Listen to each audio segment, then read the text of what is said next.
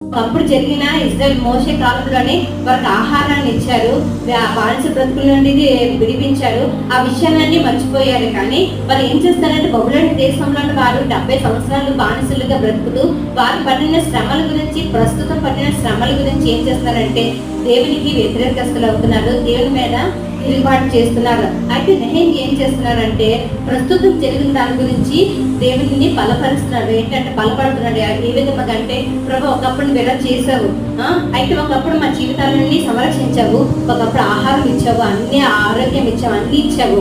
కానీ దాని మేము చేసిన పాపాలను బట్టి ఇప్పుడు నువ్వు మాకు శిక్ష విధిస్తున్నావు, ఆ శిక్షకి నేను అర్హుడినే అనేసి ప్రస్తుతం దాన్ని బట్టి ఏం చేస్తున్నారంటే బాధపడుతున్నాడు. ఇది నీకు యోగ్యమైనది అనేసి పౌలు గారు స్పష్టంగా తెలియజేస్తున్నారు.